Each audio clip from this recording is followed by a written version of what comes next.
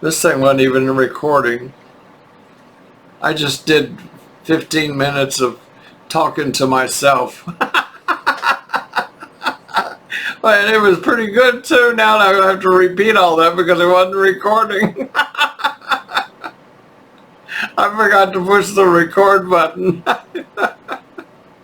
I was talking about bread. When you go to the store and you buy a loaf of bread, you kind of squish on it to see if it's fresh, and you look at the expiration date, and then when you get home and it's not fresh and you don't know why, and then you discover there might have been a hole in the wrapper somewhere.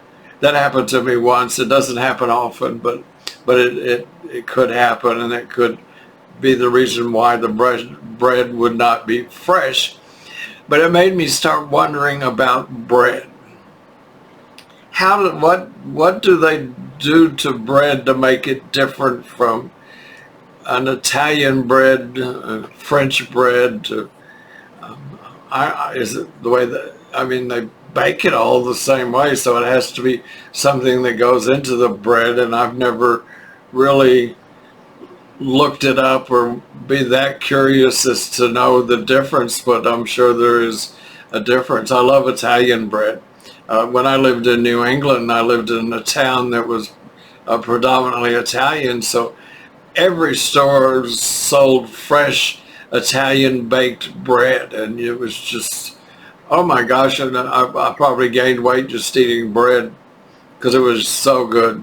And then when I moved back to Texas, all the stores here, they sell bakery fresh French bread, and to me I can't really tell. I don't think there's that much of a difference, and it's, I'm sure it has nothing to do with the way you cook it.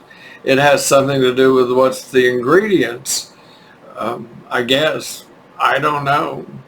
I'm not a bread connoisseur, except that I've always liked bread and you know, rolls that you get at the bakery, and which I'm sure all that's bad for you. Anything that good has to be bad for you. Have you noticed that? Stuff that you like and they say, oh, well, that's bad for you. Well, okay, I still like it. So anyway, but I love bread. And I know my sister, she has that, I call it that silly ass disease. I'm not making fun of it, believe me. But she can't eat certain things because they have to be gluten-free, she says I always pronounce it wrong, gluten-free, and they make bread that's gluten-free. And she buys that, and she says it's a lot more expensive than the regular bread. And I find that I'm diabetic, and I have to eat stuff that's no sugar added, and it's always more expensive. Why is that? If they're not going to add something in there, why would the product be more expensive? It should be less. You would think. I don't know. But anyway, getting back to bread. Some people say, well, you shouldn't eat white bread. It's not good for you. You should eat the brown bread. I can't even think what it's called now.